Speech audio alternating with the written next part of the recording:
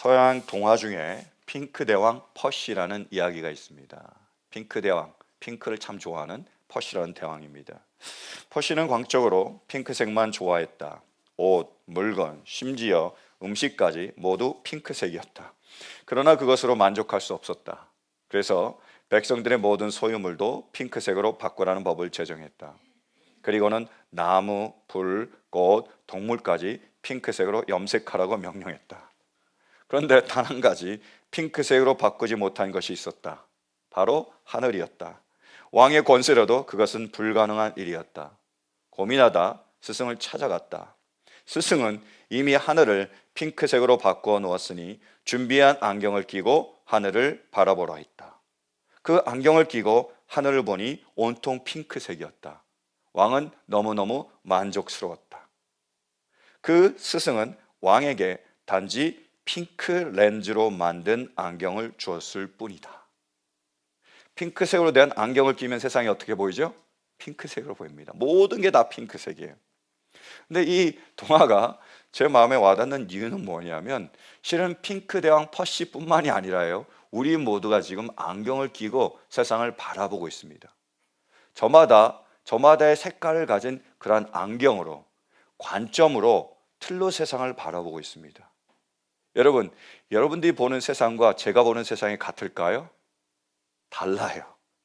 우리는 우리의 관점, 그 틀에 의지해서 세상을 바라보고 있기 때문에 실은 서로 다른 세상을 살아가고 있는 겁니다. 그래서 이 보는 관점, 이 틀을요, 심리학적인 용어로 프레임이라고 합니다. 프레임이 다른 거예요. 여러분, 감독들이 사진 찍을 때 보면 이렇게 하잖아요. 이 프레임에 넣는 시기, 이 프레임을 가지고 우리가 살아가고 있는 겁니다. 우리 한번 실험해 볼까요? 그림 보여주시겠습니까? 자, 이 두 가지 그림이 있고 안에 원이 있잖아요. 그 중앙에 원이 있는데 이 두 원 중에 어떤 원이 더 클까요? 왼쪽입니까? 오른쪽입니까? 어떤 분이 똑같다 그러더라고요. 그건 인간이 아닙니다. AI예요.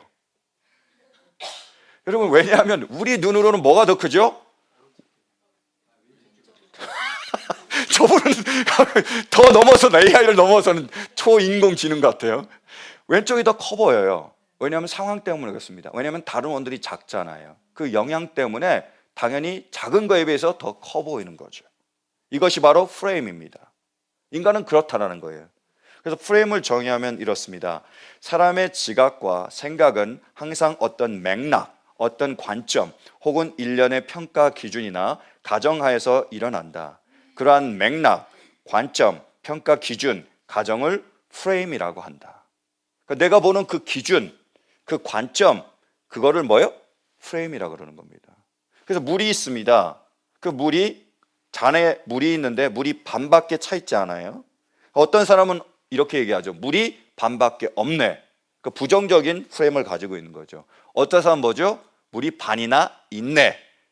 긍정적인 프레임을 가지고 있는 겁니다. 그러니까 어떤 관점을 가지고 어떤 프레임으로 보느냐에 따라서 세상은 전혀 달라 보여요. 그래서 전혀 다른 세상을 살게 됩니다. 오늘 우리에게 주신 이 말씀이요, 바로 그 프레임에 관한 말씀입니다. 한번 말씀 보시겠어요? 22절. 자, 함께 봉독합니다. 시작. 그리고 그들은 베세다로 갔다. 사람들이 눈먼 사람 하나를 예수께 데려와서 손을 대주시기를 간청하였다. 예수님께서 베세다 지역으로 가셨습니다. 그런데 사람들이 눈먼 사람을 데려왔어요. 그래서 치유해달라고 요청을 했습니다. 예수님께서 이 사람을 치유해 주거든요. 눈 뜨게 해주십니다. 근데 특이한 게 있어요. 그게 뭐냐면 예수님께서 두 번에 걸쳐서 그 사람의 눈을 뜨게 합니다. 이 사람의 눈을 딱 데려왔을 때 첫 번째 눈에 침을 뱉거든요. 그리고 손을 얹습니다. 그러니까 이 사람 눈이 탁 뜨여요. 그런데 사람들이 보이는데 나무처럼 희끄무리하게 보이는 겁니다. 완전하게 보이지 않는 거예요. 그러자 예수는 다시 그 눈에 손을 댑니다. 그리고 다시 눈을 탁 떴더니 이번에는 아주 명쾌하게, 분명하게, 정확하게 보이는 거예요. 두 번에 걸쳐서 예수님 이 사람의 눈을 뜨게 하신 겁니다. 예수님이 왜 그러셨을까요? 예수님이 딱 눈을 뜨게 하려고 했는데 딱 해보니까 잘 안 보이니까 좀 실수했네, 모자랐네 해서 한 번 더 얹으셔서 그걸 치유하셨을까요? 분명히 아니라는 걸 우리가 알겠죠. 아닙니다. 그러니까 이 말씀을 잘 이해하기 위해서는 우리가 전체 맥락에서 이해해야 돼요. 실은요, 이 눈먼 사람의 눈을 뜨게 하는 이 이적은요, 제자들과 관련된 사건입니다. 이 사건 전에 있었던 일이 있습니다. 어떤 일이 있었는지 한번 보실까요? 자, 제자들이 빵을 가져오는 것을 잊었다. 그래서 그들이 탄 배에는 빵이 한 개밖에 없었다. 예수께서 제자들에게 경고하여 말씀하셨다. 너희는 주의하여라. 바리새파 사람의 누룩과 헤롯의 누룩을 조심하여라. 제자들은 서로 수군거리기를 우리에게 빵이 없어서 그러시는 것보다 하였다.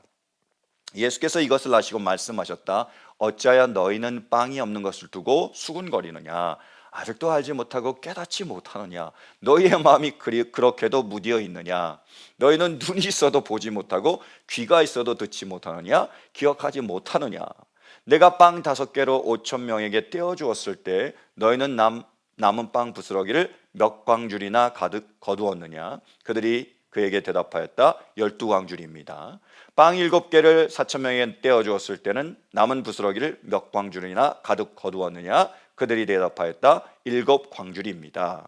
예수께서 그들에게 말씀하셨다. 너희가 아직도 깨닫지 못하느냐. 예수께서 제자들하고 배를 타고 가시면서 제자들에게 말씀하십니다. 너희는 바리새인과 헤롯의 누룩을 주의하여라. 그들의 죄를 경계해라 라고 말씀하셨는데 이 제자들은 그 누룩을 보고 빵만 생각한 거예요. 아, 빵이 없구나. 그래서 예수님께서 이런 말씀을 하시는구나 하고 생각했습니다. 제자들은요, 예수님과 다니면서 예수님의 이적을 봤습니다. 그 빵 5개로 몇 명을 먹이셨죠? 5,000명. 그 다음 빵 7개로 몇 명을 먹이시죠? 4,000명을 먹이셨습니다. 그 놀라운 이적을 봤습니다. 그 제자들은 뭘 보게 됐죠? 아, 예수님을 따라다니면 예수님은 우리의 빵을, 우리의 현실의 문제를 해결해 주시는 해결사구나, 이걸 봤습니다. 근데 그들은 무엇을 못 봤죠? 예수님께서 그 빵뿐만 아니라 우리의 죄, 우리 인생의 문제를 해결하시는 구원자이심은 보지 못한 겁니다. 그래서 예수님은 이 벳세다 눈먼 사건을 통해서 다시 한번 그들의 눈을 뜨게 하시는 거죠. 그래서 예수님이 벳세다 사람을 만났습니다. 눈먼 사람을 만났어요. 그의 눈을 뜨게 했습니다. 근데 첫 번째 눈을 떴을 때는 눈에 보이는 것, 물리적인 세계만 볼 수 있었습니다. 보실까요? 24절이요. 그 사람이 쳐다보고 말하였다. 사람들이 보입니다. 나무 같은 것들이 걸어다니는 것 같습니다. 자, 사람들이 보입니다라고 얘기했는데 이 보다는 원어로 블레포입니다. 블레포는 지금 보는 거하고 똑같이 그냥 보는 거예요. see 하는 겁니다. 여러분 제가 보이세요? 헬로 보이시죠? 바로 이게 블레포입니다. 그냥 보는 거예요. 그런데요, 25절 넘어가면 두 번째로 눈을 뜨면 다릅니다. 한번 보실까요? 25절. 그때에 예수께서는 다시 그 사람의 두 눈에 손을 얹으셨다. 그 사람이 뚫어지듯이 바라보더니 시력을 회복하여 모든 것을 똑똑히 보게 되었다. 아멘. 두 번째 눈을 뜨니까 뭐라고요? 그냥 보다가 아니고 뭐요? 뚫어지게 바라봤다라고 나와 있습니다. 아주 잘 해석을 해놓은 겁니다. 왜냐하면 원어로 보면 이 단어는 디아 블레포예요. 블레포가 보다잖아요. 거기에 디아가 붙어 있습니다. 디아의 뜻은 영어로 하면 through입니다. 우리말로 통해서죠. 통과해서 보는 거예요. 그러니까 사물을 보는데, 세상을 보는데 꿰뚫고 보는 겁니다. 그러니까 그 본질까지 보는 거예요. 그러니까 보이는 세계를 넘어서서 보이지 않는 세계까지 보는 것을 의미합니다. 그래서 그 놀라운 일을 이루시고 나서 제자들을 데리고 가이사랴 빌립보 지방에 가세요. 가이사랴 빌립보는 가이사라는 이름처럼 황제에게 바쳐진 도시입니다. 황제를 위한 도시예요. 그 황제를 위한 도시에서, 그 로마 황제의 도시에서 묻는 거죠. 너희는 가이사를, 로마 황제를 황제라고 여기는데 그럼 나를 누구라고 여기느냐라고 물어보시는 겁니다. 그때 베드로가 어떻게 대답하죠? 아주 명대답을 보실까요? 29절. 예수께서 그들에게 물으셨다. 그러면 너희는 나를 누구라고 하느냐? 베드로가 예수께 대답하였다. 선생님은 뭐요? 그리스도이십니다. 주는 그리스도시요 살아계신 하나님의 아들이십니다. 주님은 구원자이십니다라고 대답합니다.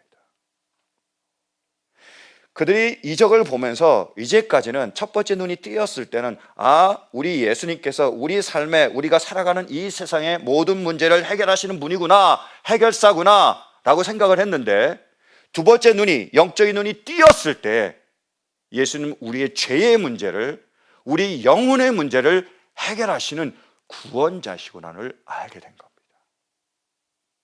여러분, 간절히 원하는 것은요, 우리에게도 이런 은혜가 있기를 간절히 바랍니다.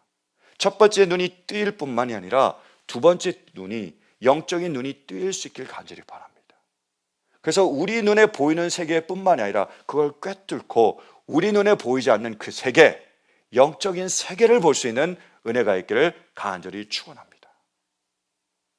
여러분, 영적인 세계는 어떤 세계일까요? 눈에 보이지 않아요. 설명하기도 어렵고 이해하기도 어렵습니다.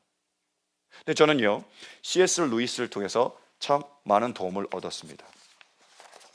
루이스는요, 영광의 무게라는 책에서 이런 예화를 듭니다. 어떤 여성이 지하 감옥에 갇혔다고 합시다. 그곳에서 그녀는 아들을 낳아 기릅니다. 창이 너무 높아서 하늘 외에는 아무것도 보이지 않습니다. 이 불행한 여인은 미술가였고 투옥되었을 때 간신히 그림판과 연필 세트를 가져올 수 있었습니다. 그녀는 구출될 희망을 버리지 않았기 때문에 아들에게 한 번도 보지 못한 바깥 세상에 대해 끊임없이 가르칩니다. 교육 방법은 주로 그림을 그려주는 것입니다. 그녀는 연필로 그림을 그려 들판, 강, 산, 도시, 해변의 파도가 어떤 것인지 아들에게 보여주려 합니다. 이 아들이 감옥에서 태어났습니다. 나가본 적이 없어요. 바깥 세상이 어떤지 모릅니다. 알고 있는 건 뭐죠? 그 그림에 그려진 것처럼 이게 산이고 이게 강이고 이게 바다구나, 그게 전부입니다. 근데 만약에 그 아들이 바깥 세상으로 나아가면 어떻게 될까요? 그가 바깥 세상으로 나아가면 그는 이글거리듯 타오르는 태양을 볼 수 있습니다. 그리고 이리저리 날아다니는 새들의 지저귀는 소리를 들을 수 있죠. 그리고 바람에 실려 오는 라일락의 꽃향기를 맡을 수 있습니다. 이 차원의 세계, 선과 면에 된 그 세계를 넘어서는 3차원의 세계는 그 세계와는 비교할 수 없는 놀랍고 풍성하고 그리고 신비로운 세계가 되는 거죠. 그게 3차원의 세계를 표현한 겁니다. 만약에 우리가 3차원의 세계를 더 넘어서서 4차원의 세계를 간다면 어떻게 될까요? 시간과 공간의 제약이 없는 그러한 세계에 간다면 그 세계는 어떻죠? 우리가 지금 경험하는 것보다 더 놀랍고 그리고 더 풍성하고 더 신비한 세계가 된 겁니다. 어떤 세계인지 우리가 말로 표현할 수가 없습니다.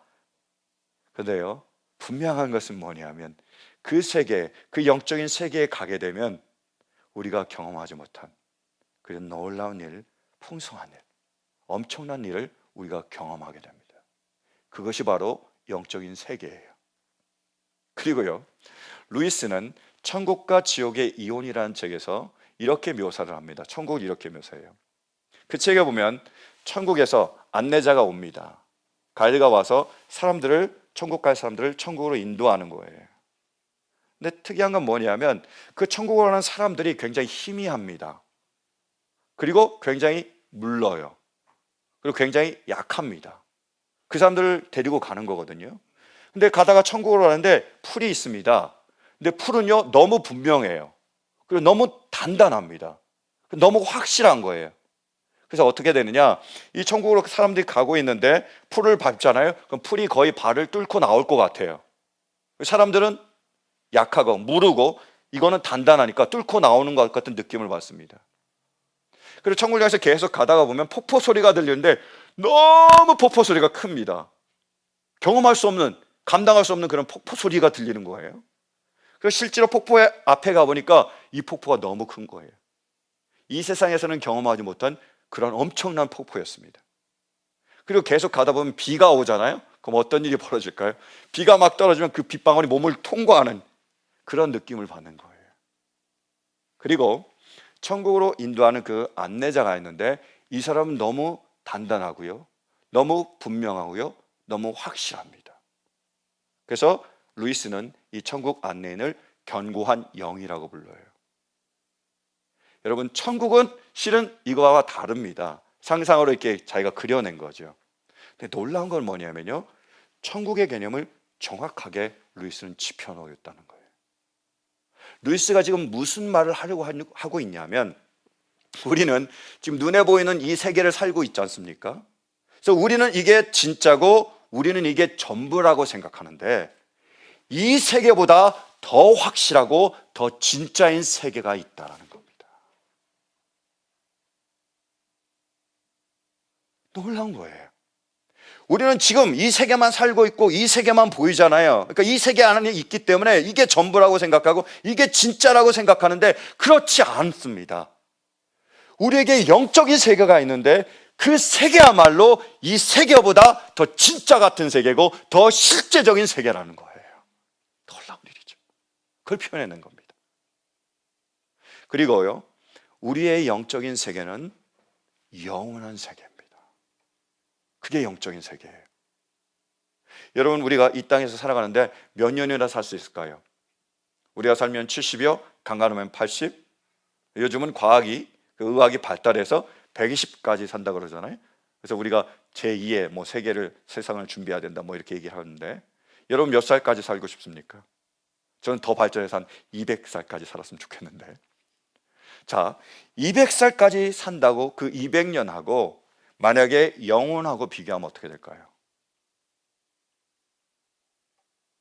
비교되세요?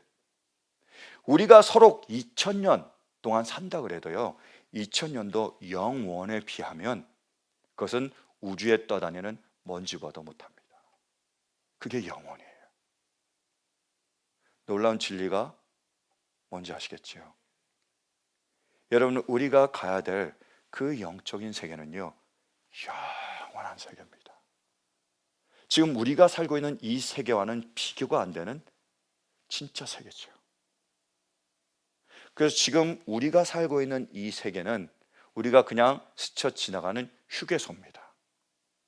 여러분, 한국에 가면 고속도로에 휴게소 있잖아요. 제가 한국에 갈 때, 우리 가족과 갈 때 휴게소에 대한 로망을 가지고 있었습니다.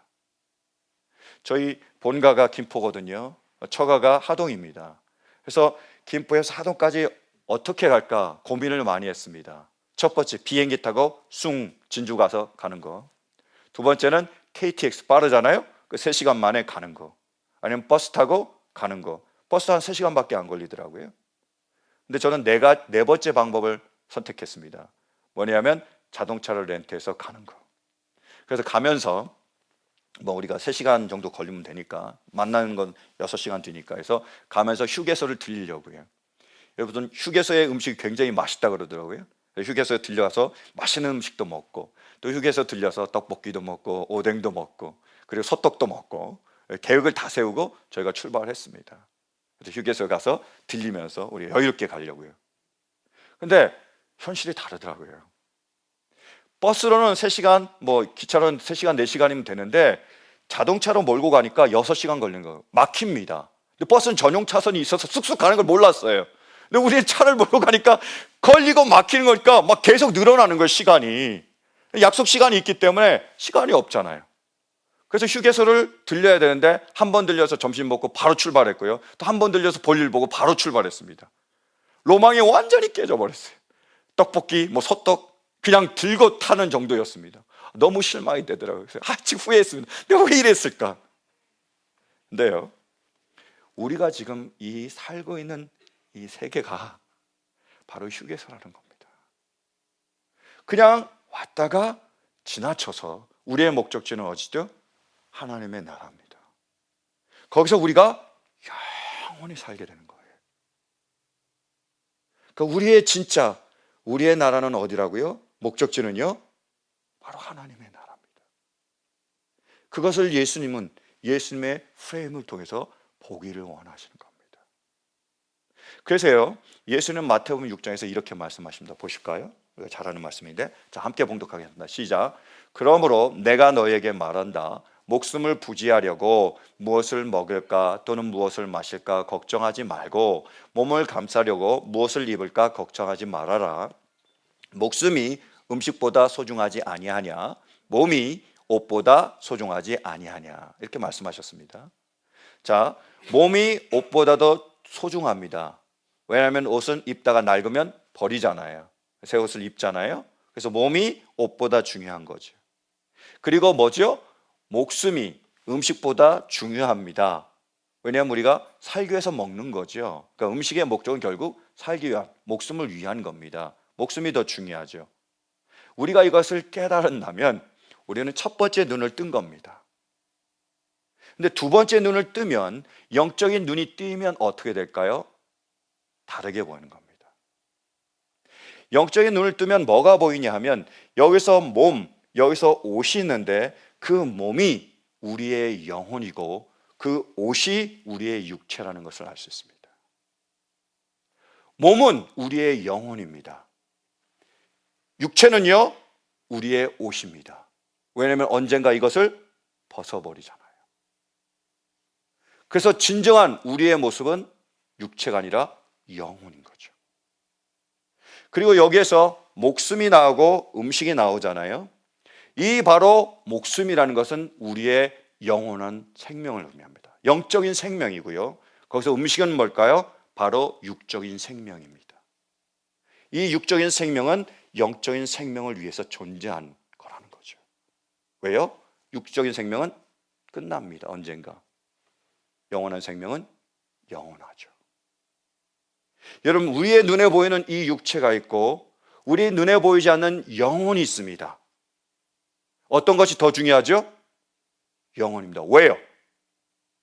영원하니까. 이 육체는 옷처럼 낡아져서 없어지지만 우리의 영혼은요, 영원합니다. 그러니까 진정한 우리의 자아, 진정한 나는 누구죠? 영혼입니다. 여러분, 지금 살아가면서 정말로 내 영혼이 진정한 나다. 그러면 내가 정말로 내 영혼을 위하여 살아가겠다 라는 그러한 마음으로 우리가 살아가고 있는지 돌아보길 바라요. 요즘 보십시오. 세상 사람들이 어떻게 살고 있죠? 눈에 보이는 것만 바라보며 살죠. 엄청나게 화장품이 발달하고 있습니다. 특히 한국이 최고죠. 그리고 한국에 가보니까 한 건물에 성형외과가 5개, 6개 있더라고요. 놀랍습니다. 지금 웰빙, 모든 것들이 다 뭐를 위한 거죠? 육체를 위한 겁니다. 이 세상을 위한 거예요. 그럼 우리의 영혼은요? 얼마나, 어떻게 관심을 가지고 있습니까? 그래서 예수님은요, 결론적으로 이렇게 말씀하십니다. 보실까요? 31절, 30절. 자, 시작. 그러므로 무엇을 먹을까, 무엇을 마실까, 무엇을 입을까 하고 걱정하지 말아라. 이 모든 것은 모두 이방 사람들이 구하는 것이요, 너희의 하늘 아버지께서는 이 모든 것이 너에게 필요하다는 것을 아신다. 이방 사람들, 믿음이 없는 사람들, 구원받지 못한 사람들에게는 이 세상이 전부입니다. 끝이에요. 그러니까 이 세상만을 위해서 살아가는 겁니다. 뭘 먹어야 될지, 뭘 입어야 될지, 어떤 화장품을 써야 될지, 어떤 옷을 사야 될지, 어떤 차를 사야 될지, 어떤 집을 사야 될지, 이 세상만을 위해서 살아가는 겁니다. 왜? 그게 전부니까요. 그런데요, 믿음 있는 사람, 구원받은 사람은 다르다는 겁니다. 보실까요? 33절 우리 함께 봉독합니다. 시작. 너희는 먼저 하나님의 나라와 하나님의 의를 구하여라. 그리하면 이 모든 것을 너에게 더하여 주실 것이다. 아멘. 뭘 위해서요? 하나님의 나라를 위해서 살아가는 거예요. 우리는 예수님을 믿었습니다. 구원받았습니다. 하나님의 자녀입니다. 그래서 우리에게 하나님께서 하나님의 나라를 주셨음을 믿으십니까? 우리가 돌아갈 곳이 어디죠? 하나님의 나라예요. 거기서 우리가 영원히 살게 됩니다. 그러니까 정말로 우리에게 주어진 그 나라는 바로 이 세상이 아니라 하나님의 나라예요.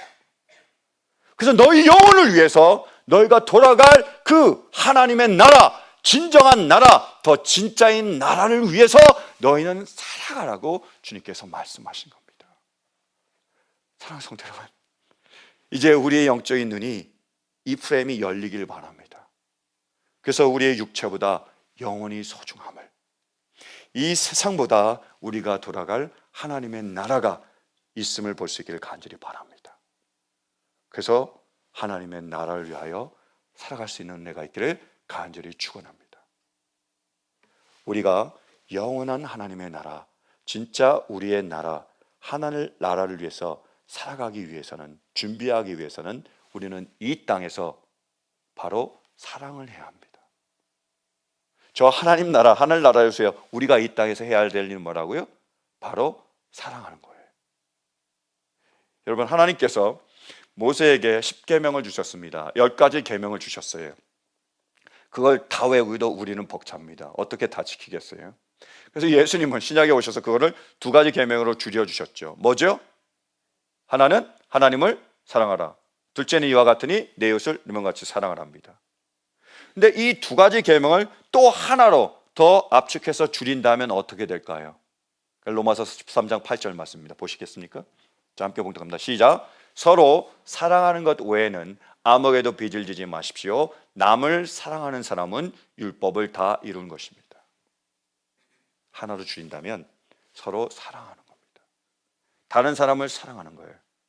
왜냐하면 우리가 우리 눈에 보이는 형제와 자매를 사랑할 때에 우리는 눈에 보이지 않는 그 하나님을 사랑하기 때문입니다. 서로 사랑하는 거예요. 그리고 우리가 이렇게 서로 사랑하기 위해서 우리에게는 영적인 프레임, 예수님의 프레임이 필요합니다. 여러분, 이런 일이 있었습니다. 한국에 살고 있는 한 나이 드신 부모님이 미국에 살고 있는 아들과 딸을 방문하러 왔습니다. 어떻게 사는지 궁금해서 왔어요. 그래서 먼저 아들네 집에 갔습니다. 아들네 집에 딱 들어갔는데 그 아들이 부모님이 오셨다고 너무 반갑다고 너무 기쁘다고 부엌으로 들어가더니 열심히 음식을 준비하는 거예요. 자기가 음식을 준비하겠다고 열심히 준비를 했습니다. 근데 며느리는 아무것도 안 하고 가만히 있는 거예요. 그러니까 은근히 기분이 안 좋았습니다. 아니, 우리 아들은 저렇게 열심히 일하는데 저 며느리는 왜 이렇게 아무것도 안 하고 있나? 그래서 아들이 음식을 내놨는데 먹는 둥 마는 둥 하는 게 별로 맛도 없습니다. 아들이 해서 그런지 기분이 나빠서 그런지 다 먹었는데요, 다 먹고 나니까 아들이 싹 껐더니 다시 부엌으로 들어가서 설거지까지 쫙 하는 거예요. 완전히 열받았습니다. 그 며느리는 계속 수다만 떨고 있는 거예요. 그래서 이 2분이 얘기하는 거예요. 야, 우리는 며느리 진짜 잘못 얻었다. 정말로 우리 귀한 아들, 저렇게 귀하게 키운 아들을 부려먹는 정말로 고약한 며느리를 얻었다. 정말 결혼 잘못했다 라고 막 후회를 했습니다. 그리고 바로 나왔어요. 더 있으라 그랬는데 더 있고 싶지도 않은 거예요. 바로 나와가지고 그 길로 딸네 집에 들어갔습니다.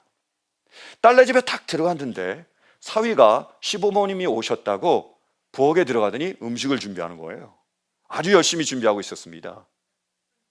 딸은 아무것도 안 하고 있었어요. 그리고 다 준비해서 음식을 내놨는데 먹는데 너무 맛있는 거예요. 야, 요리도 잘해요, 사위는. 그리고 다 먹고 났더니 그 사위가 싹 걷어서 부엌으로 들어가서 열심히 설거지를 하는 거예요. 그리고 딸은 자기들과 대화할 수 있는 시간을 가질 수 있었습니다. 그래서 이 2부부가 서로 얘기하는 거예요. 야, 우리가 신랑은 진짜 잘 얻었다. 정말로 우리 딸을 이렇게 사랑하고 우리 딸을 이렇게 잘 배려해주는 최고의 신랑을 얻었다. 너무 기뻐한 겁니다. 무슨 말인지 아시겠죠? 상황은 똑같습니다. 남자가 들어가서 음식을 했고요, 남자가 들어가서 설거지를 한 겁니다. 여자는 아무것도 안 하고 있었어요. 근데 전혀 다르죠. 그게 프레임입니다. 여러분, 만약에 이 나이 드신 부모님이 그 며느리를 딸처럼 여겼다면 어떻게 될까요? 여러분, 여러분의 집에서 여러분의 며느리나 사위를 여러분의 딸과 아들로 여긴다면 어떻게 되겠습니까? 우리의 장모님과 그리고 우리의 장인어른을 우리가 아버지처럼 어머니처럼 여기면 어떻게 될까요? 여기는 많은 성도들이 계시는데 그분들을 나의 어머니, 나의 아버지로, 나의 자녀들로, 나의 형제, 자매로 여긴다면 어떤 일이 벌어지겠습니까? 그 실제적인 예를요, 예수님께서 십자가에서 보여주신 거예요. 예수님께서 십자가에 달리셨습니다.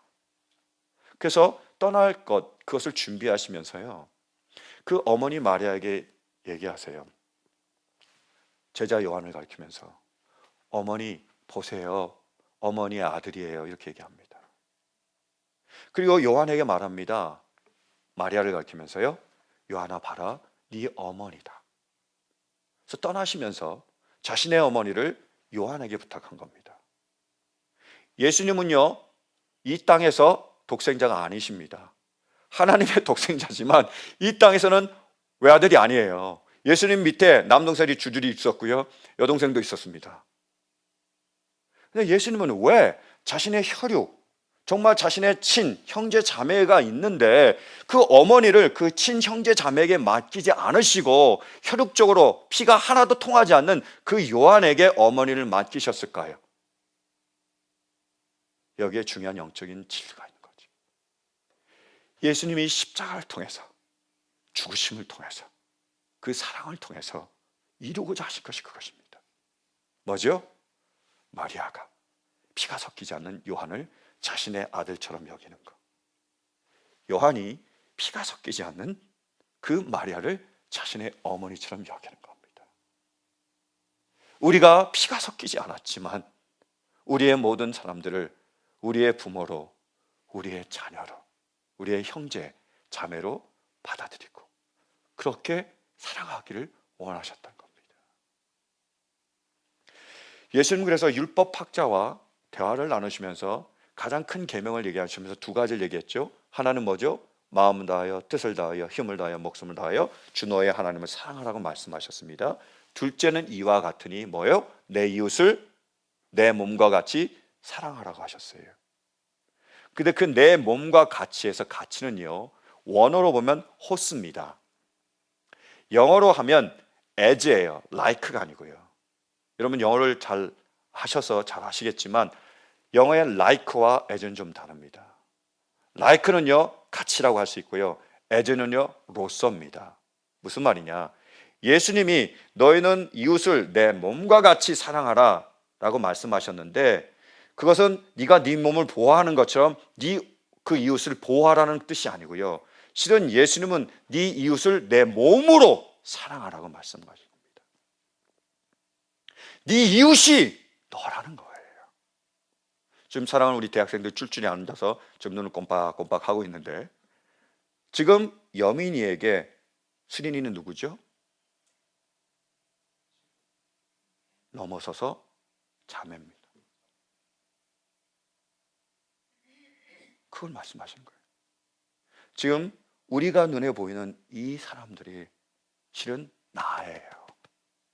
내 남편과 아내가 있는데 그래서 에베소도 강조합니다. 남편을 뭐요? 아내를 뭐요? 나처럼 여기라는 거예요.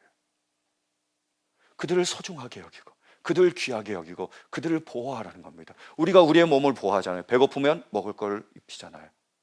그리고 추우면 덥잖아요.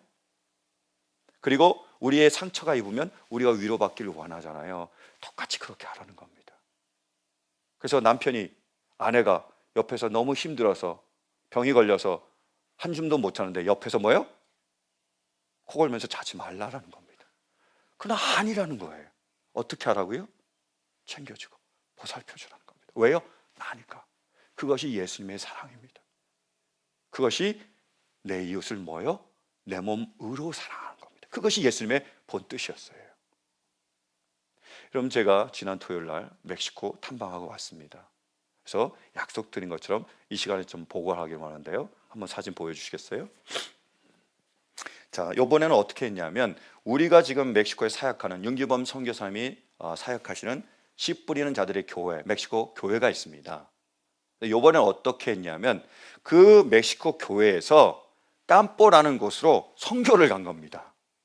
깜뽀는 우리가 캠프라고 할 수 있는데 집단 농장이에요. 여기서 일하는 많은 분들이 있거든요. 이분들은 보통 멕시코 진짜 원주민이든지 아니면 더 깊은 오지에서 온 사람들입니다. 근데 굉장히 열악하게 살아요. 그래서 이 멕시코 교회 사람들이 그 힘들게 사는 그분들에 가서 선교하는 겁니다. 우리가 미국에 살면서 여기서 우리가 지금 멕시코 선교를 하잖아요. 마찬가지로 멕시코 그 교회가 훈련을 시켜가지고 그 깜뽀로 그 집단 농장으로 선교를 가는 겁니다. 제가 같이 간 거예요. 그래서 저렇게 준비하고 멕시코 교회가 떠났습니다. 그 다음 사진이요. 그래서 저 밴에 애들을 실었어요. 뒤에 의자를 빼고 애들 6명이 탔습니다. 앞에는 5명이 타고 8인승인데 11명이 타고 우리가 간 거예요. 저렇게 갔습니다. 예, 그 다음이요. 저렇게 이제 갔는데 그 집단 농장이 있더라고요. 그래서 비닐하우스 이렇게 만들어서 재배하고 있었습니다. 그 다음이요. 저렇게 일하고 있었고요. 그 다음이요.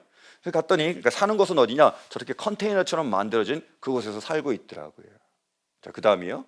저런 모습을. 그래서 꼭 저에게는 이제 영화 같은 데서 보면 그 필리핀이나 베트남 난민들이 사는 그런 모습이 떠올랐습니다. 그리고요.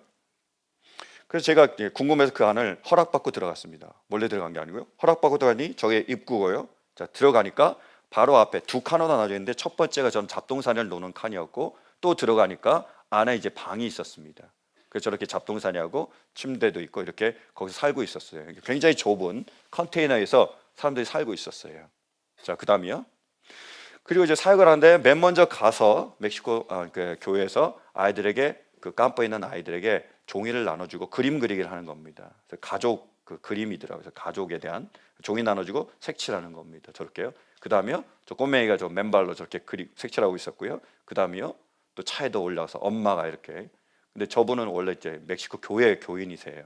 저렇게 도와줘서 그림을 그리고 있었습니다. 그 다음에요.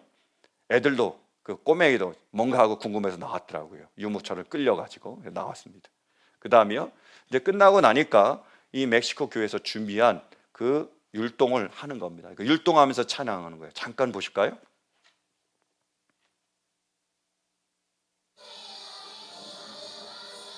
저 인동하시는 분이 바로 윤기배 선교사님 사모님이시고요. 저기 꼬맹이가 둘이 있죠. 아들과 딸. 그게 윤 선교사님의 아들과 딸이고 저기 스피커 뒤에 있는 분이 윤 선교사님이십니다. 애들이 저렇게 따라하는 거예요. 그리고 저 뒤에 같이 율동하시는 그런 어른들이 있죠. 깜뽀 있는 사람이 아니라 바로 멕시코 교회 교인들이 했어요. 같이 준비해서 이렇게 같이 찬양하면서 인도해 주는 거죠. 그래서 애들이 저렇게 이제 따라하고 있었습니다. 그래서 같이 율동하면서 저렇게 찬양한 거예요. 그래서 멕시코 아이들이 저 율동을 미리 준비하고 우리 선교할 때 하듯이 똑같이 이제 준비해서 가서 율동하고 찬양하면서 저렇게 이제 같이 영광을 돌렸습니다. 네, 거기까지 보실까요? 네, 이렇게 찬양하고 율동한 다음에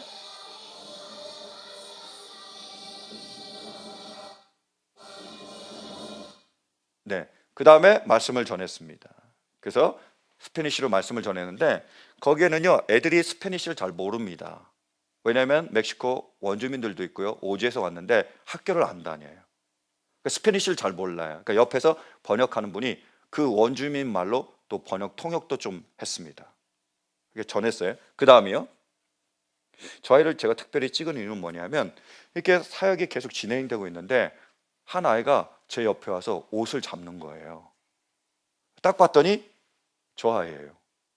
제 옷을 잡고 가만히 있는 거예요. 근데 뭐 우리가 선교책이나 이런 걸 읽으면 그런 말이 나오잖아요. 손을 잡아준다거나 아니면 껴안아준다거나 머리를 쓰다듬어 주는데 저희 개인적으로 솔직하게 저는 좀 못하겠더라고요. 머리가요 너무 깨끗하지 않아요. 근데 해줘야 되는데 좀 엄두가 안 났습니다. 그래서 망설이고 있었어요. 이렇게 해야 되나? 손이라도 잡아줘야 되나? 하고 있는데 얘가 그냥 가더라고요. 이제. 아무것도 안 해줘서 그런지. 근데 저 아이의 옷을 보면 이렇게 써 있습니다. Join the dark side. 영적으로 그래서 제가 좀 많이 생각을 했습니다. 그 아이예요. 그 다음이요. 그 다음에 저 기도하고 이제 그 다음 무슨 시간인지 아시겠죠? 밥 먹는 시간, 그러니까 식사 시간이니까 저렇게 기도하는 거예요. 근데 저 아이는 깜뽀에 있는 아이가 아니라 멕시코 교회에 있는 아이입니다. 선교하러 간 아이예요. 그래서 이제 저렇게 나눠져서 아이들이 이제 식사를 하는 거예요. 계속 보실까요?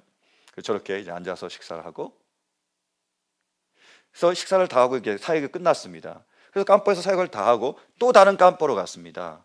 거기는 이제 비닐 농장이 있었는데 여기는 그냥 그 들에다가 꽃들을 키우고 있더라고요.